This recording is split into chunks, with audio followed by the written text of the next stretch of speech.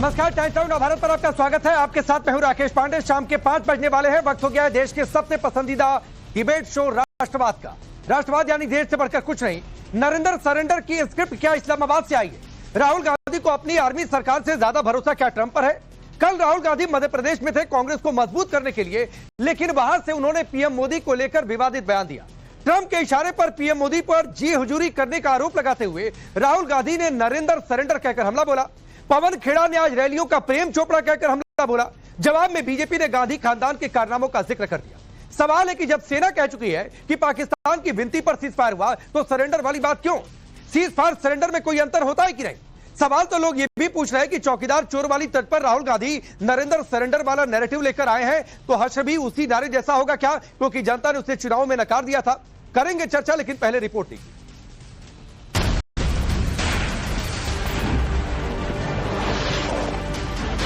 उधर से ट्रंप ने एक इशारा किया, फोन उठाया, कहा मोदी जी क्या कर रहे हो? नरेंद्र सरेंडर।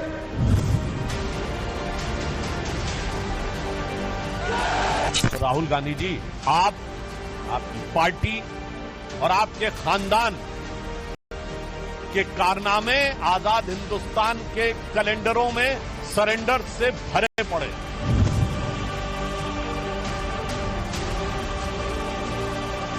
नाम नरेंद्र, काम सरेंडर। ये हकीकत है इस व्यक्ति की जो पिछले 11 साल से इस देश की बागडोर संभाले। जिस प्रकार के भाषा का प्रयोग राहुल गांधी कर रहे हैं, जिस प्रकार के सवाल राहुल गांधी बार बार पूछ रहे हैं, मुझे तो पूरा शक है कि कहीं ये चीन और पाकिस्तान के पेड एजेंट तो नहीं है। ऑपरेशन सिंदूर पर सवाल उठाते उठाते राहुल गांधी और उनकी पार्टी कांग्रेस ने इस बार सारी लिमिट पार कर दी। राहुल कल भोपाल में पार्टी को मजबूत करने पहुंचे थे, लेकिन देश को कमजोर करने वाला नया शिगुफा लेकर आ गए, नरेंद्र का सरेंडर। जैसे उधर से ट्रंप ने एक इशारा किया, फोन उठाया, कहा मोदी जी क्या कर रहे हो?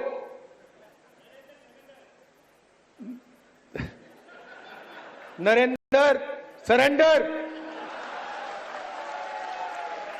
और जी हजूर करके नरेंद्र मोदी जी ने ट्रंप के इशारे का पालन किया। आपको एक समय याद होगा जब फोन कॉल नहीं आया था, 7th फ्लीट आई थी, 71 की लड़ाई में 7th फ्लीट आई थी, हथियार आए थे, एयरक्राफ्ट कैरियर आया था। इंदिरा गांधी जी ने कहा मुझे जो करना है मैं करूंगी।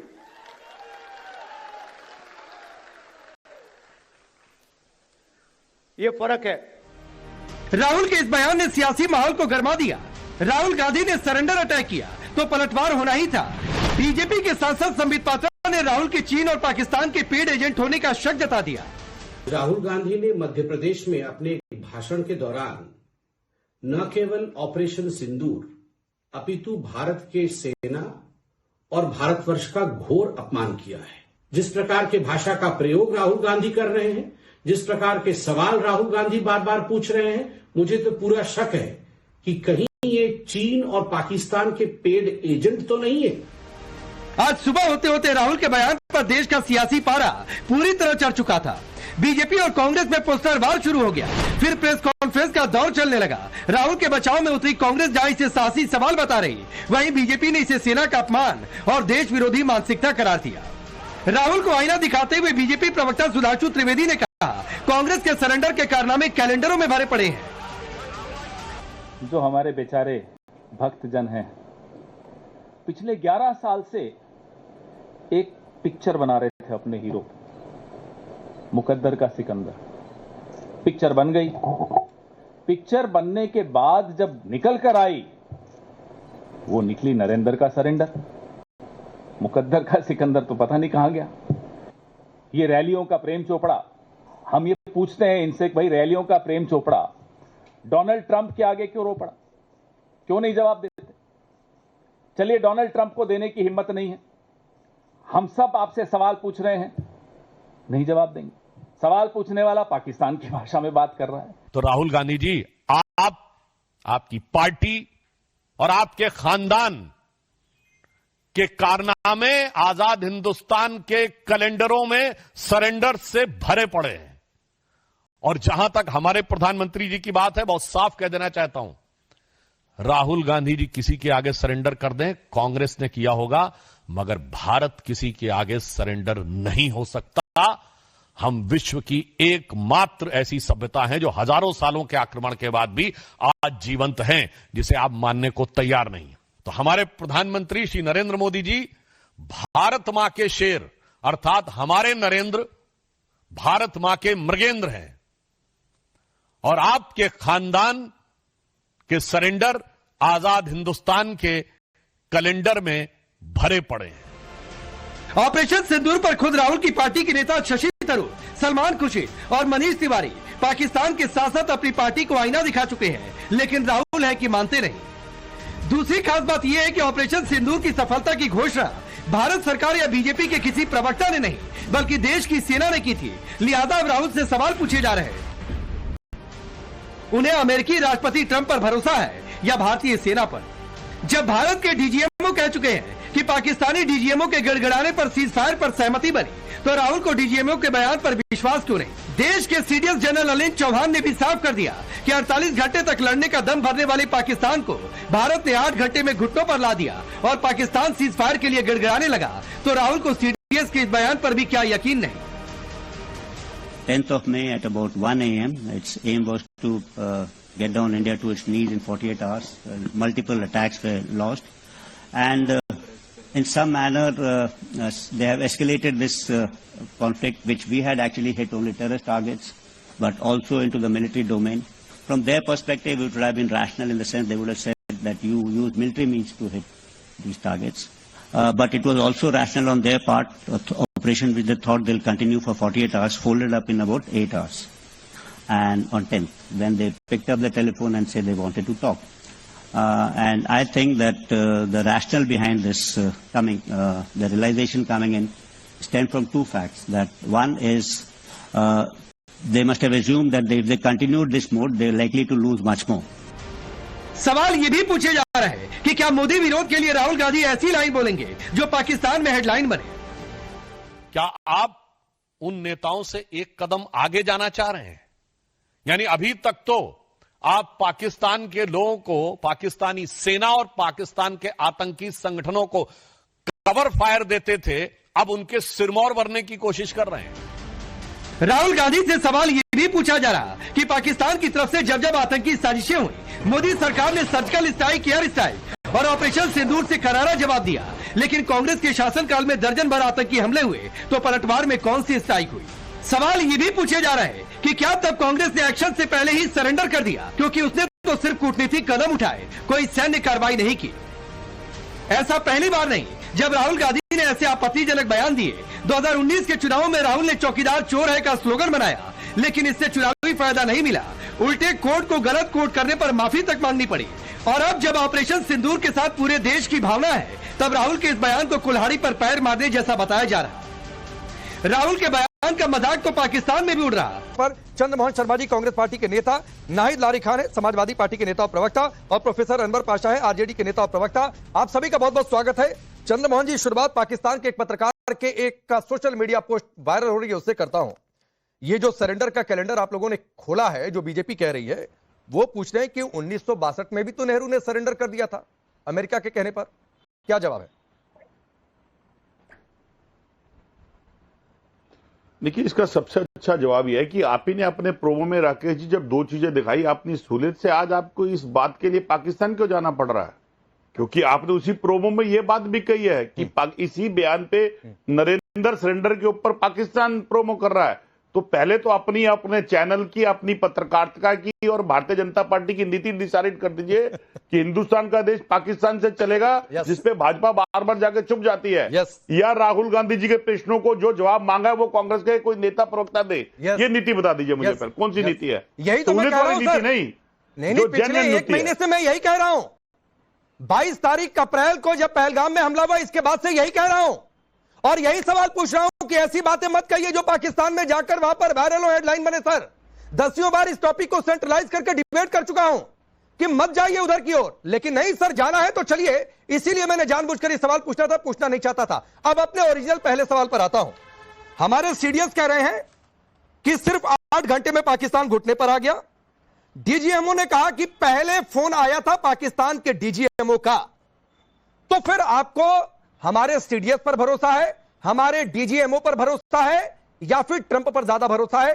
सीधा सवाल, सीधा जवाब दीजिएगा।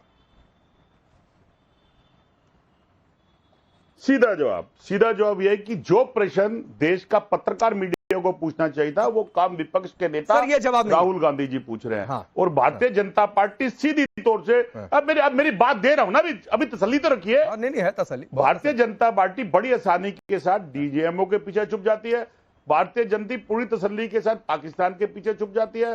भारतीय जनता पार्टी पूरी नीयत के साथ हिंदू मुसलमान पे छुप जाती है, और जरूरत पड़ने के ऊपर आजकल तो उसको एक ये है कि सीधा जाके ट्रंप के पीछे छुप जाती है। प्रश्न ये है कि 11 बार देश के अंदर एक अमेरिका के राष्ट्रपति सीज फायर मैंने व्यापार के लिए कर दिया। नहीं चंद्रमोहन जी, क्या है? आइए, सीधा सवाल का सीधा नहीं जवाब हुआ। आप मोदी पर हमला करने के लिए ट्रंप के कंधे का इस्तेमाल कर रहे हैं। कारण से है आप मोदी से सियासी अदावत निभाने के लिए ट्रंप के कंधे का इस्तेमाल कर रहे हैं। जवाब आप मैं नहीं, आप एक लाइन का जवाब दे दीजिए, उसके बाद जो बोलिएगा मैं बीच में नहीं आऊंगा। गुरु प्रकाश उसका जवाब देंगे। आपको इस देश के सीडीएस पर भरोसा है, डीजीएमओ पर भरोसा है, या ट्रंप पर ज्यादा भरोसा है? देखिए, कांग्रेस पार्टी और चंद्रमोहन शर्मा और देश का हर नागरिक अपनी सेना के शौर्य और अपनी सेना के साथ खड़ा है। तो बात खत्म, मनोबल के साथ खड़ा, बात खत्म चंद्रमोहन जी। और सुन लीजिए, और फिर तो इतना कॉमन सेंस होना चाहिए कि सीज फायर और सरेंडर में अंतर होता है। आप लोग ये अंतर नहीं समझ पा रहे हैं। आपके प्रश्न पे मेरे भी बहुत सारे प्रश्न खड़े हो जाएंगे। अच्छा करिए राकेश जी, आपके प्रश्न पे मेरे भी बहुत से करिए ना, प्रश्न पर प्रश्न, क्या दिक्कत है? तो अब बात तो पूरी होने दीजिए ना। लेकिन प्रश्न यह है कि जब सेना का मनोबल बड़ा था और सेना पूरी आक्रामक रूप में थी और उसने पाकिस्तान को मुंहतोड़ जवाब देने दिया था, तो हमारी सरकार किसके कारण कमजोर हुई? कौन सा एक राष्ट्रपति जो 12 बार बोल देता है और मेरे देश के प्रधानमंत्री तो पूछा कि सर फिर 1962 में क्या हुआ था? लाहौर समझौता किसके दबाव में हो गया था? रण ऑफ कच्छ का एक बड़ा हिस्सा क्यों दे दिया था? बाजी के ऊपर ठीक है, क्या कारण है कि आपके थ्रू भारतीय जनता पार्टी बोल रही है और सामने बोलना नहीं चाहती है? अच्छा ठीक है, गुरु प्रकाश रिप्लाई। नहीं देखिए राकेश जी, आज 4 जून है और 4 जून को पिछले ही साल भारत की जनता ने जवाब दिया था। ये कोई पहली बार थोड़ी ना हो रहा है। 2016 में सर्जिकल स्ट्राइक को खून की दलाली किसने बोला था? 2019 में बालकोट में एयर स्ट्राइक में सबूत किसने मांगा था? ये मैं बता रहा हूं आपको और आपके दर्शकों को, कांग्रेस पार्टी को सेल्फ गोल की बीमारी हो गई है। मैं तो बिना मांगे सलाह देना चाहता हूं। लगातार आप भारतीय सेना के शौर्य, पराक्रम और वीरता पे सवाल करिएगा तो यही हल होगा। पिछले ही साल का दिन था, हम लोग साथ में बैठे थे और लगातार तीसरी बार 3 अंकों को नहीं छूने वाले कांग्रेस पार्टी के तथाकथित युवराज सेलिब्रेट कर रहे थे। अब जो व्यक्ति सेलिब्रेट कर रहा है उसके बुद्धि और विवेक पे मैं आपको प्रश्न चिन्ह नहीं करने दूंगा। मैं आपके दर्शकों के विवेक के ऊपर छोड़ता हूं। जो व्यक्ति को लगता है कि भाई 99 पे आप जीत जाते हैं और 240 वाले पराजित हो जाते हैं, इस प्रकार की मानसिकता जो है ये कांग्रेस पार्टी के युवराज की हो सकती है। और आपने सही सवाल किया इनसे कि भाई आप बताइए कि 1948 में किसने किया था सरेंडर? 1947 में किसने किया था सरेंडर? 1962 में किसने किया था सरेंडर? 1971 में किसने किया था सरेंडर? मैं किसी के बीच में नहीं बोल रहा था राकेश जी। राकेश जी, मैं किसी के बीच में नहीं बोल रहा था। आप कहिए तो मैं इनसे अगर लड़ाई करनी लड़ाई कर सकते हैं। नहीं सर, कैलेंडर बहुत सारे कैलेंडर खुलने वाले हैं, बहुत सारे पन्ने आज खुलने वाले हैं। मैंने प्रश्न खड़ा करा। नहीं सर, जो प्रश्न खड़ा करा था आपने भी मेरे प्रश्न का जवाब तो दिया नहीं। अभी आपने जो कुछ कहा गुरु प्रकाश को सुन लीजिए, फिर रिप्लाई कर लीजिएगा, काउंटर कर लीजिएगा। बोलिए गुरु प्रकाश। ये व्याकुलता है और इसी व्याकुलता के बारे में बराक ओबामा ने अपनी पुस्तक में लिखा है। इस पुस्तक में बराक ओबामा, जो कि अमेरिका के राष्ट्रपति थे, जिन पे उन लोगों को आजकल बहुत भरोसा हो रहा है, यही बराक ओबामा कहते हैं कि राहुल गांधी जी एक डिनर मीटिंग में ऐसे लग रहे थे जैसे कि व्याकुल बालक हैं, जैसे कहीं कुछ फोकस नहीं कर पा रहे हैं, उनका ध्यान कहीं एक जगह केंद्रित नहीं होता है। तो व्याकुल बालक है राकेश जी, आपके दर्शक अच्छे से जानते हैं। जो व्यक्ति सेना के शौर्य और पराक्रम के लिए खून की दलाली जैसे शब्दों का उपयोग करे, जो व्यक्ति बालाकोट में स्ट्राइक होता तो सबूत मांगे, जो व्यक्ति भारतीय सेना के ऊपर इस प्रकार का लांछन लगा रहा है कि सरेंडर कर दिया, मैं आपसे पूछना चाहता हूं, आपके पेट में दर्द हो रहा है? आपके सामंतवादी साथियों के पेट में दर्द हो रहा है जब अति पिछड़ी जाति का एक गरीब परिवार में जन्म लिया, सामान्य परिवार में जन्म लिया, नरेंद्र मोदी के नेतृत्व में भारत इतना अच्छा करता है तो आपके पेट में दर्द होता है। तो आपको भरोसा नहीं है? आपको भरोसा है शहबाज शरीफ पे? आपको भरोसा है आसिम मुनीर पे?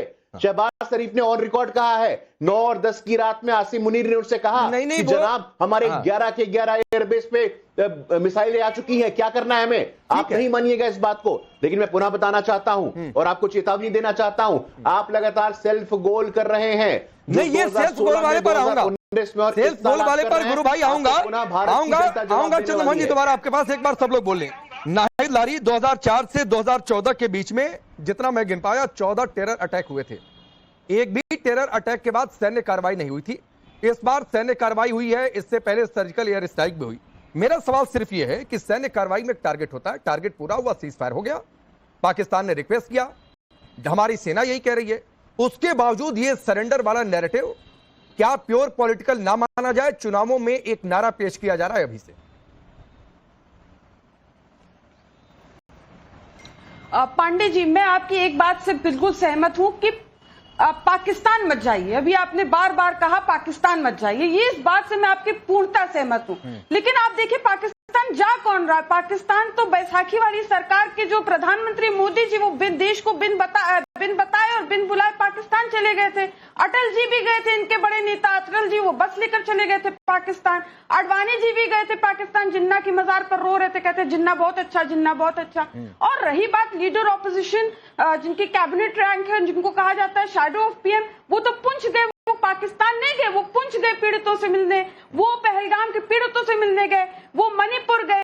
तो इसलिए इस तरह की बातें करना उचित नहीं। अच्छा, दूसरी बात अभी मैं सुन रही थी, बयान आ रहा था, इनके एक अध्यक्ष रहे जिन्होंने एक बार पहले कहा था कि मोदी जी भगवानों के भी नेता, वो कह रहे थे कि ये सेना का अपमान है सरेंडर की बात करना। मतलब कुछ पढ़े लिखे भी कि या बाकी जैसे इनकी पूरी पार्टी में जैसे सबके पास फर्जी डिग्री, वैसे उनके पास भी लग रहा फर्जी डिग्री। अरे भाई, ये लीडर ऑपोजिशन राहुल गांधी जी के बयान और नरेंद्र मोदी जी जो बैसाखी वाली सरकार के जो प्रधानमंत्री, उनके बीच की बात है, और जिसमें ट्रंप की भी बात है जो प्रेसिडेंट अमेरिका, इसमें जी आप बहुत पढ़े लिखे होने डिग्री तक पहुंच गई। निवेदन मैं करती सिर्फ हूँ एक बात आपसे पूछ रहा हूँ, आपके चैनल से भी और बीजेपी से। नहीं, मैं ज्यादा नहीं पढ़ी लिखी हूँ, मैं केवल एमबीए पास हूँ। नहीं, मैं आपके पढ़े लिखे पर थोड़ी नहीं बातचीत कर रहा हूँ। मैंने तो सिर्फ ये कहा कि आप दूसरों की डिग्रियां देखने तक चली गई। कांग्रेस के नेताओं ने तो पाकिस्तान में जाकर कह दिया कि मोदी को हटाओ, सहयोग दे दो, तभी जाकर भारत पाकिस्तान के रिश्ते सुधरेंगे।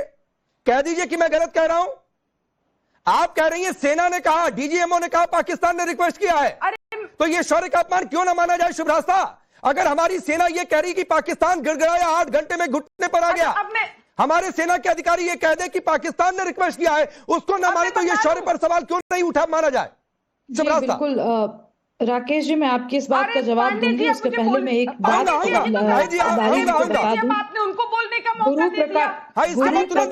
जी, तो पार्टी में जो उनको पद प्रतिष्ठा प्राप्त है वो तो है ही, वो हमारे बहुत अच्छे मित्र हैं और डॉक्टरेट हैं, इसीलिए उनके ऊपर उंगली उठाने के पहले 10 बार सोच लीजिएगा। लारी जी, आप तो केवल एमबीए है ना, वो पीएचडी करके बैठे हुए हैं, और मैं इसमें जा ही नहीं रही हूं कि आप शायद एक ओबीसी कम्युनिटी को बिलोंग, आपकी जो पार्टी है वो ओबीसी नेतृत्व का दावा करती है और एक दलित के ऊपर आप सवाल उठा रहे हैं। ये सब मैं पचड़े में नहीं पढ़ूंगी।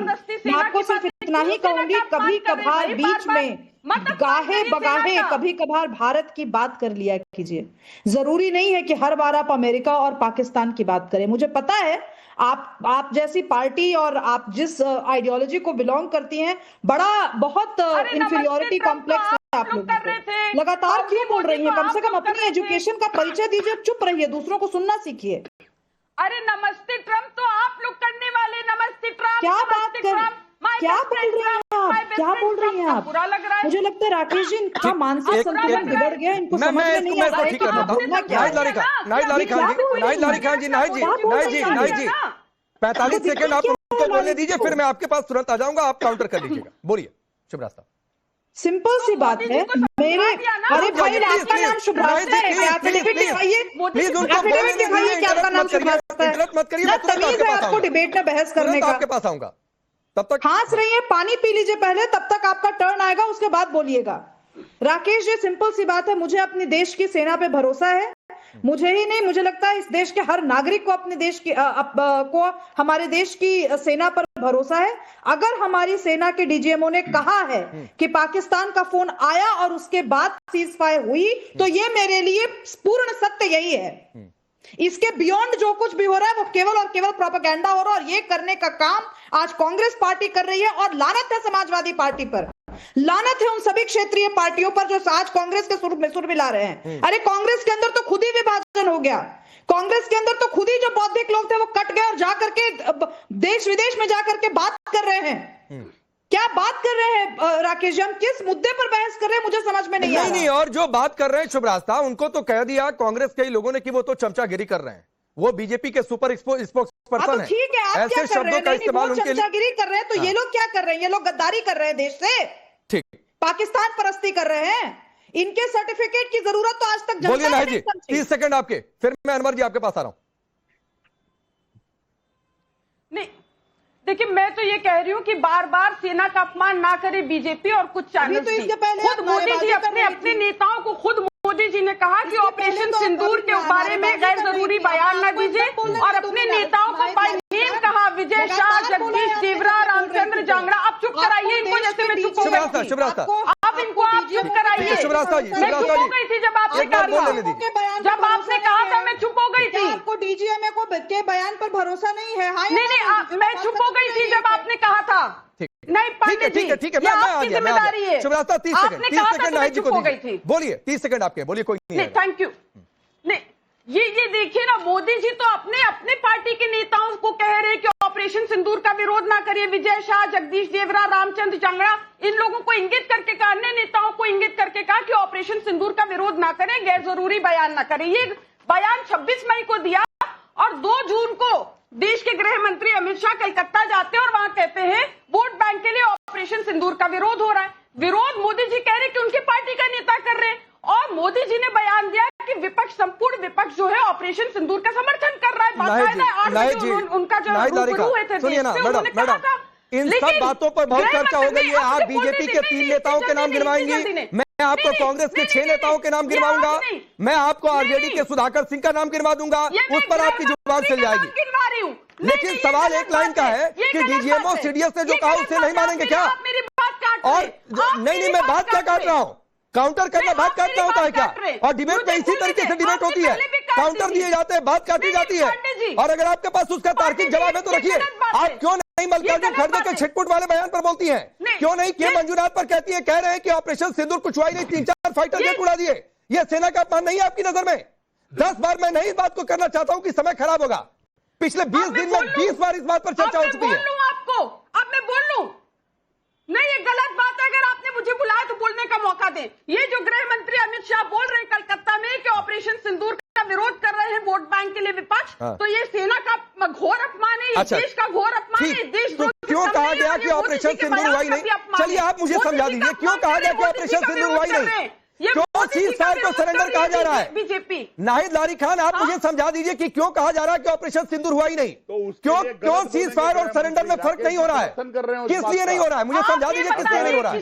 बात के लिए विपक्ष या लारी खान पूछ रही हैं, तो राकेश जी समर्थन करते हैं। आप ये बताइए, पूरे विश्व में ये जो आप पूछ रहे हैं, अब मुझे जवाब देने का मौका दीजिए। ये जो आप कह रहे हैं कि क्या ये स्क्रिप्ट इस्लामाबाद से आई है? ये मैं नहीं कह रहा हूँ, बीजेपी का सवाल है। बीजेपी चला रही है कि ऑपरेशन सिंदूर का विरोध हो रहा है, ये क्या यूरेशिया से स्क्रिप्ट आई है? ये बीजेपी का सवाल है, ये मेरा सवाल नहीं है। बीजेपी ने अपनी प्रेस कॉन्फ्रेंस में ये बात कही है। खैर, अनवर पाशा, ये अनवर पाशा, ये यूरेशिया से स्क्रिप्ट आई है। ठीक है मैडम, आप बीजेपी वालों के नाम गिनवाइए, अपने साथियों के नाम आपको याद दिलवा रहा हूं तो भी नहीं याद आ रहा है। अनवर पाशा, मैं एक लाइन की बात पूछ रहा हूं, सीज फायर और सरेंडर में अंतर होता है कि नहीं?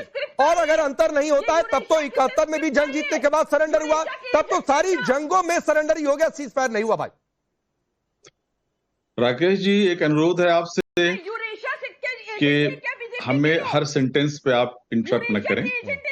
विपक्ष जब बोलता है तो हर सेंटेंस पे आप इंटरप्ट करते हैं, और जब वही आरएसएस के प्रवक्ता, बीजेपी के प्रवक्ता और आप बोलते हैं तो कोई इंटरप्शन नहीं आप बर्दाश्त करना चाहते। हकीकत यह है कि हमारी सरकार चाहे जितना भी डैमेज कंट्रोल करने की कोशिश करे, देश को जो डैमेज हुआ है, देश के सम्मान को जो डैमेज पहुंचा है, जो लीपापोती करने की कोशिश हो रही है, सच्चाई यही है कि हमारी सरकार ने सेना के मनोबल को ध्वस्त किया है और 140 करोड़ जनता की आकांक्षाओं पर पानी फेर दिया है। ट्रंप के सामने सरेंडर करके, मैं ये नहीं कह रहा पाकिस्तान के सामने, ट्रंप के सामने सरेंडर करके, ट्रंप के आदेश पर सीज फायर हुआ, ये सारी दुनिया जानती है। डीजीएमओ का बाद में आया स्टेटमेंट, पहले ट्रंप का स्टेटमेंट आया। ये हकीकत है, सारी दुनिया इससे वाकिफ। तो डीजीएमओ ने क्या कहा? जिससे देश आहत है, ये सिर्फ विपक्ष नहीं, 140 करोड़ देश की जनता आहत है इससे और पूछना चाहती है सरकार से कि आखिर ऐसी क्या मजबूरी थी कि जब हमारी पराक्रमी सेना पाकिस्तान के 8 जो है मिलिट्री, जो उनके आर्मी के बेसिस उनको ध्वस्त कर चुकी थी। हमारी पराक्रमी सेना, यहां तक कहा जा रहा है कि वहां के न्यूक्लियर जो उनके डिपो हैं उसके एग्जिट और एंट्री को भी ध्वस्त कर दिया था, उनके स्ट्राइक कैपेसिटी को ध्वस्त कर दिया था। बाकी क्या रह गया था मेरे भाई? क्या बाकी रह गया था? पीएको ही नहीं, ऐसी सिचुएशन में तो हमें पूरा पाकिस्तान लेना चाहिए था। अच्छा, अखंड भारत के सपने को पूरा करने का इससे बेहतर मौका कभी नहीं मिलेगा राकेश जी। हमने एक बहुत ही सुनहरा मौका हमने खो दिया। ये बातचीत तो 71 में चाहिए थी कि तब तो पाकिस्तान के 2 टुकड़े कर दिए थे, तब तो पाकिस्तान के 93,000 सैनिकों को पकड़ कर रखा हुआ था, फिर भी 13,000 स्क्वायर किलोमीटर जमीन दे दिया, 93,000 छोड़ दिए, ना पीओके लिए ना पाकिस्तान को सिमटा खत्म कर देना था। फायर कर दिया सुधाकर सिंह, ट्रंप बड़े हो गए हैं, जो कुछ कहा विवादित ट्रंप हो गया, ट्रंप से अब दोस्ती निभा रहे हैं आप। अरे भाई, आपकी बात ट्रंप सरकार के नारे दे रहे हैं। अनवर भाई, ट्रंप मित्र ट्रंप की बात आप अनवर करते हैं, अनवर भाई और सुनिए उसके ना, बाद भी लिपापोती और डैमेज कंट्रोल की बातें कर रहे हैं। ये पूरा देश जानता है। ठीक, अनवर और भाई, ये देश आहत है। ये देश कह रहा है कि इंदिरा गांधी जी होती तो ये संभव था। अरे तो इंदिरा गांधी जी नहीं पाकिस्तान को क्यों नहीं मिला लिया और पीओके क्यों नहीं ले लिया? मैं यही तो पूछ रहा हूं। फिर तब तो फिर भी उनके 93,000 सैनिक इधर थे, फिर भी पाकिस्तान के 2 टुकड़े हो चुके थे। हमने उनके 93,000 सैनिकों को सरेंडर करवाया। ये पराक्रम है। फिर वही बात है। नहीं, आपने कहा ना पाकिस्तानी मिला लेना था। हमने पाकिस्तान के गुरुप्रकाश रिप्लाई करिए, फिर मैं आगे बढ़ता हूं। सरेंडर करवाया। ये सत्य या नहीं है? ठीक। और आपने बीच में इनको शांत कराएंगे, उनके ऊपर बोलना है मुझे। कर लिया। ठीक है अनवर भाई, सीज फायर चलिए रिप्लाई लीजिए। नहीं देखिए राकेश भाई नहीं, देखिए मैं किसी के ऊपर नहीं बोलता हूं। मैं बताना चाहता हूं दोबारा कि ये हमारे विपक्ष के साथी हैं। ये कहते हैं संविधान, संसद बहुत आवश्यक बातें हैं। उसी संविधान और संसद के अनुसार एक पार्लियामेंट्री स्टैंडिंग कमेटी होती है। वो parliamentary standing committee on external affairs के अध्यक्ष हैं डॉक्टर शशि थरूर, जो कि विपक्ष के कांग्रेस पार्टी के प्रखर सांसद हैं। उस parliamentary standing committee of external affairs में देश के फॉरेन सेक्रेटरी विक्रम मिश्री जी ने कहा है अमेरिका के बारे में, एक बार सुन लीजिए, कंठस्थ कर लीजिए और याद कर लीजिए। America was neither involved nor informed. America की ना तो कोई सहभागिता थी, ना तो उनको कोई जानकारी थी। अगर आप लोगों को दिक्कत होती तो parliamentary standing committee on external affairs में इस बात को स्वीकारा नहीं होता। शशि थरूर जी और तमाम आपके लोगों ने क्यों स्वीकार किया इसको? क्यों स्वीकार किया? या तो शशि थरूर गलत कह रहे हैं। देखिए राकेश जी, बात ये नहीं है शशि थरूर गलत कह रहे हैं, डीजीएमओ गलत कह रहे हैं, व्योमिका सिंह गलत कह रही हैं, स्क्वाड्रन लीडर सब गलत कह रहे हैं, सेना गलत कह रही है, भारत के प्रधानमंत्री गलत कह रहे हैं। तो सही कौन कह रहा है? सुप्रिया श्रीनेत और पवन खेड़ा आप लोगों को चुनाव हरवा देंगे। नोट करके रख लीजिए इस बात को आप लोग। अभी आ रहे हैं गुरुप्रकाश जी, एक बड़ी खबर